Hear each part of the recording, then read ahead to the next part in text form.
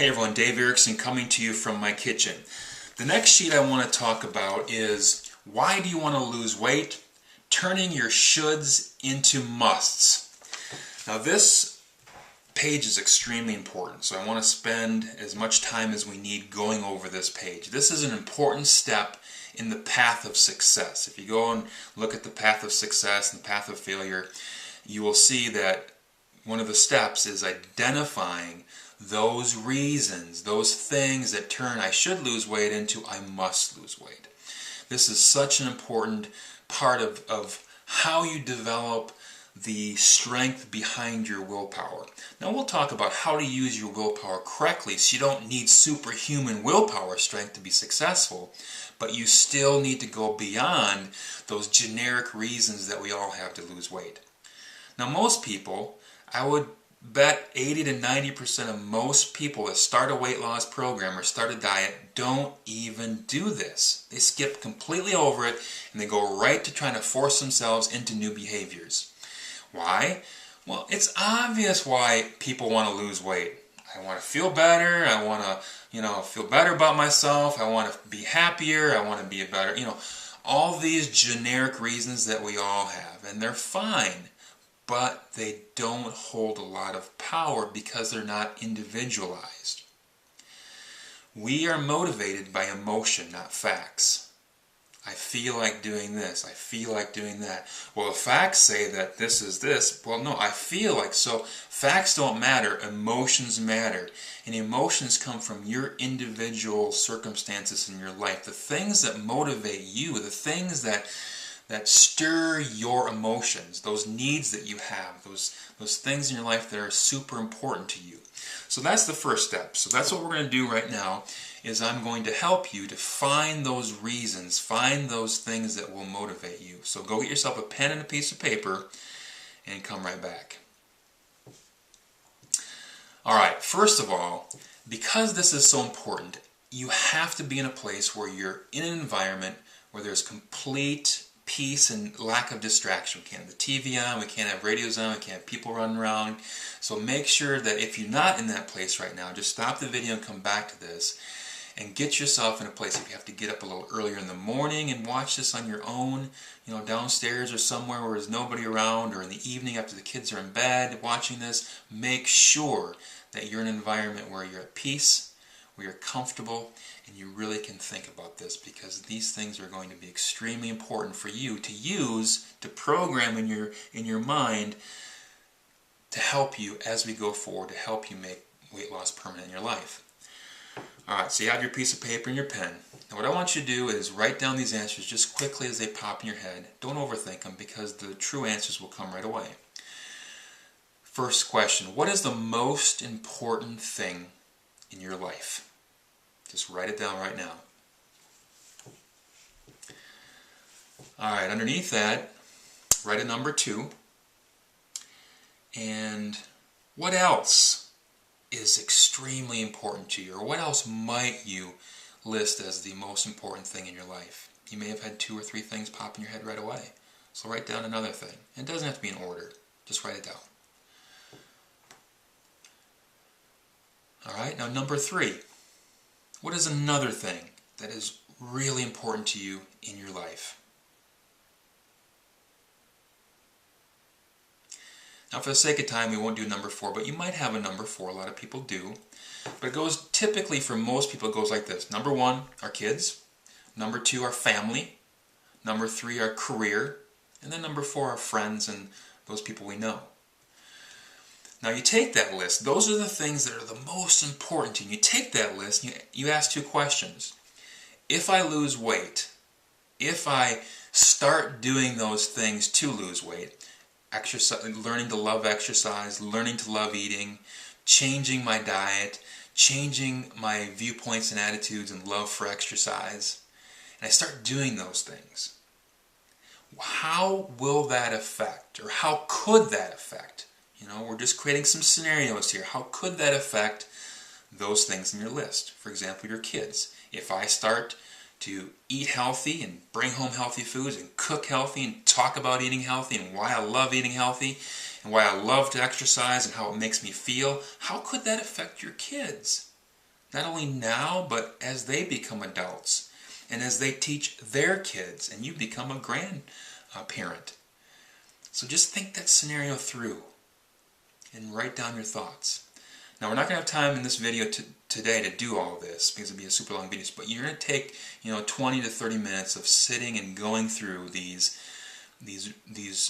3 or 4 most important things in your life and asking this question of when I'm successful, how will that affect these most important things in my life? Now, on another piece of paper, on the other side perhaps, write down, what if I don't? What if I just stay comfortable? What if I just stay the current course and I don't make these changes? How could that affect those things on my list? Go through that in detail. And what you're trying to do is make this as negative as possible. What's the worst thing that could happen to my kids? Could they grow up as adults and be struggling with the same things I'm struggling with right now? Could that be a possibility? Could they give that to their grandkids? Could that be a possibility?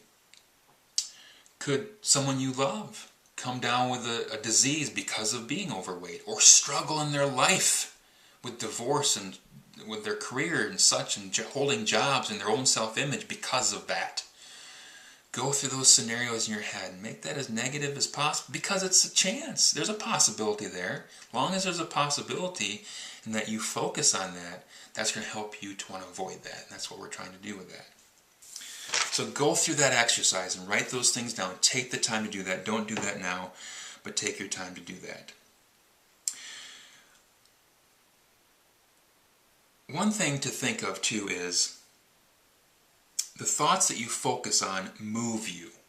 Thoughts are your fuel. So we want to write down as many thoughts that we can focus on that will become our fuel. So you want to take a separate piece of paper and write on the top, why I choose to live healthy. And on your sheet here it says, reasons why I won't live overweight anymore. And that's the negative. That's fine. We also want to have the positive of why I choose to live healthy. And they're going to be the same reasons perhaps, but I want you to make a separate sheet to keep in your binder, completely separate sheet with that topic, with that title, of why you choose to live healthy. Title it, Why I Choose to Live Healthy, and write down those top reasons and have that available to you so when something comes in your mind, you can go and write it down and keep that list. That is going to be the motivating list for you to go back to make a part of your life of looking at that list occasionally until that list almost becomes memorized by you. And you will develop a few reasons that stay with you all the time for why you want to live this healthy life, why you want to forego the addictions of carbohydrates and sugar and those things that can come into your life. Why do you forego that? Just kind of similar. Why do you forego smoking if you're not a smoker? You have reasons why you don't want to get into that. And those reasons will be with you all the time. Those reasons resonate with what's the most important things in your life. For me personally, I've got a pretty darn good reason to live healthy. I teach it. If I didn't, I would be a fraud. So that keeps me motivated. That pops in my head when I start thinking about eating more than I should or falling off my routine and not caring about it, because I do care about it. And I want to be a role. I have to be a role model. So people that know me know that I don't have perfect genetics. If you looked at some of my pictures from when I was a kid, I was a husky kid. I have genetics towards weight gain. So this isn't natural. I have to choose it. I have to choose what I want in my life. And I do that by motivation through focusing on what's important to me. And what's important to me is being a good teacher. And I know that I can't be a good teacher unless I live it. So that's my number one motivation. Now, that's something that just is one thing that just motivates me completely. And you may find one thing that motivates you completely. It might be you have to be a role model for your kids. That's always on your mind. That's constant in your mind. And that one thing is all you need that keeps you on track with what you want to do. But it's got to be something that drives you emotionally. It's got to be something that is so important to you. There's nothing more important to you than that. Now, another thing that I want to talk about briefly too is where you get your beliefs from and how important it is that, if you think about it, these things that are motivating us, turning shoulds into musts, come from new beliefs. It comes from believing that I must be a role model in what I do for my kids to be successful in life. That's a new belief. It's a belief that you hold. Now, how do you get new beliefs, and how do those beliefs get reinforced? Well, how you get new beliefs is by getting around other people that have those beliefs. It's just human nature that when we hear someone talking about why they are here in the gym working out, you begin to go, yeah, that makes a lot of sense. And you begin to absorb that. You begin to see that as a truth. You begin to agree with that, and then that becomes something that you begin to live by as well. So it's so important for you to get in a gym and get around other people, get in an environment where other people have the beliefs or sharing the beliefs that you want to have to motivate you to keep moving forward with being healthy. Secondly, getting in the forum and communicating and reading and seeing and absorbing the beliefs of those people there and why they continue to move forward despite roadblocks and challenges in their life of living healthy. So those are two things that you definitely want to do to help you with your beliefs. You're not just solo trying to do this on your own, especially if you've got others around you, closely around you, that don't share these beliefs that you're trying to create. They don't exercise, and they don't watch their diet, and they don't really care so much about those things, but you do, and you want to work towards those things. So you have to get those people around you that have those beliefs to turn your shoulds into musts. So to review, get your list, go through your list, ask those two questions. What positive things could happen if I did these things and started living these ways to my list, and those things that are important on my list? What negative things could happen if I didn't?